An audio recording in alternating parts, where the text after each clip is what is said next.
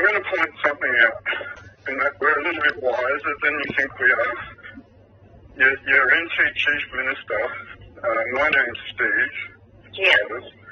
Now, I attacked the one before Giles, I can't remember his name off the top of my head, and he quit while he was overseas, while I was attacking him, because you were trying to sell power and water at the time. Yeah. Right, and I was attacking the Parliament over the fact that you were selling power and water. Adam Giles. Yeah, and before Adam Giles. And then I tried to go and attend Adam Giles' swearing in. Yeah. His oath taking at Government House. And of course they mobbed me and threw me out. Didn't want me voicing my opinions when it came to that oath taking. No. Right, now we get to the crux of the matter. Yeah. Tell me. You're not an imperial crown as displayed on the shrine of remembrance that was laid down by our established forefathers. We are. And I'm putting that blunt on the table. Yeah. Because there are international conventions and treaties that now come into play. And now that we recognise who we are in that international law, and we recognise that you, and I'm talking about your office, I don't know how much you know. Yeah. But I know a lot. Obviously, I've been around for over a decade. Okay? I know your office is not Australian. It's not part of the Commonwealth. It is administered by foreign power. You are an administrator on behalf of something foreign to what our Anzac died for.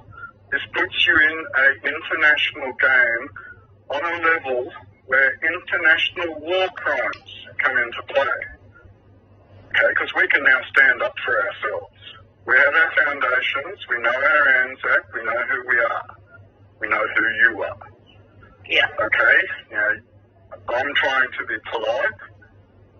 I'm not happy with the way that these war crimes are being committed in Katherine right now as we speak. And I've got elders from Larrakia and Arunta screaming down the videos, panicking, because you have used the Australian Defence Force under a St Edward's crown, foreign to our imperial crown, right, against the civilians of occupied territory we call the Northern Territory.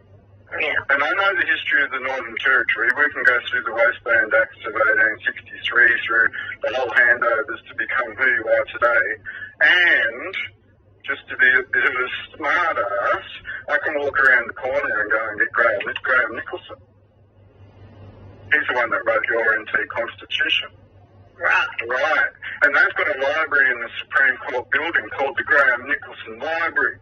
So I think I know a little bit more about what's going on than you think.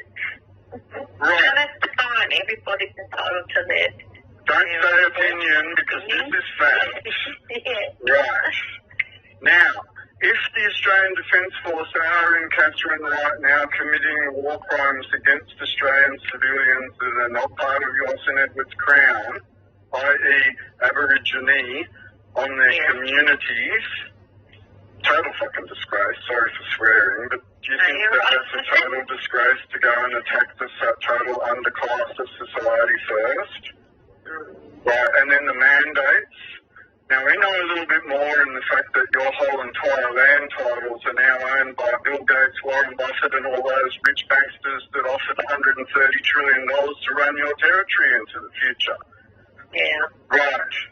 So if they're the tenant owners, we're the naked owners under that tenancy, and I'm asking you to cancel their land title. That's all I'm asking you to do.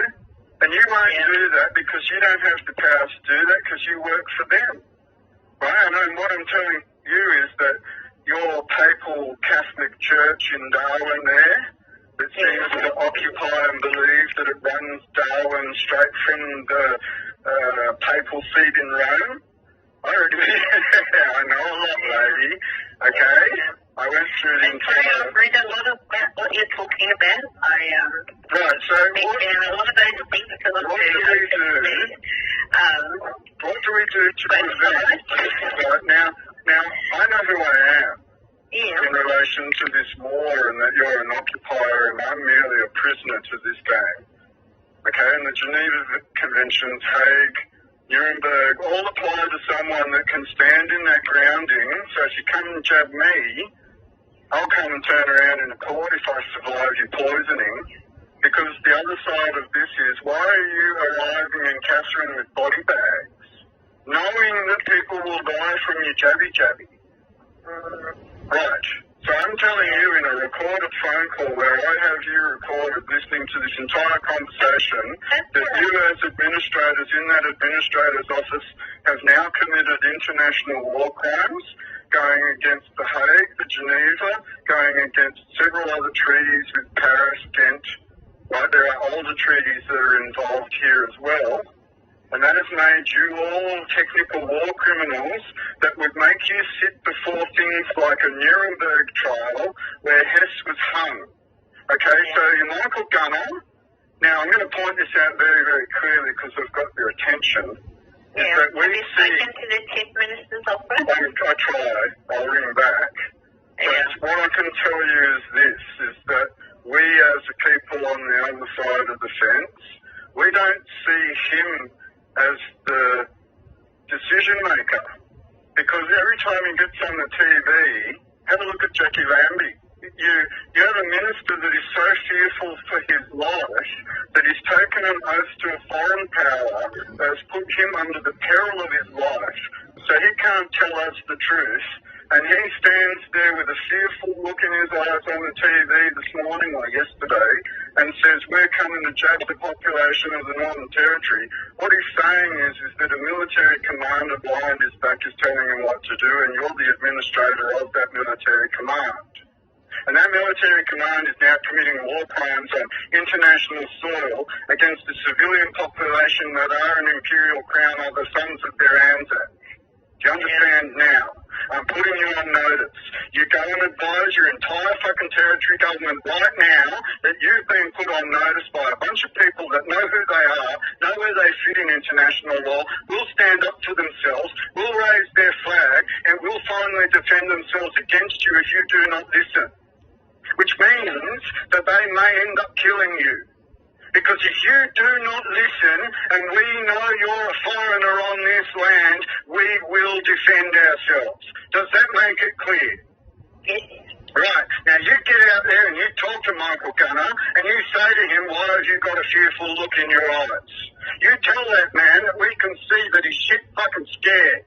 You tell that man that we can see directly through his eyes to the military commander that's giving him the command to go down to Katherine and poison our civilians. You're committing war crimes in the Northern Territory right now on behalf of bankers that you just admitted to knowing about. Yeah. Right. Get off your ass, go down there, start spreading that message. We're coming for you. Got it? Yes. Right.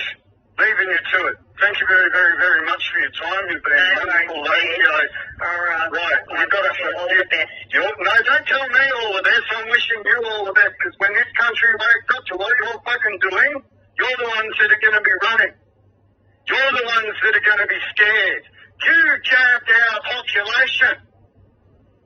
Get that in your heads. Yeah. Got it. Right. I got it. Go and tell them. Go and tell them.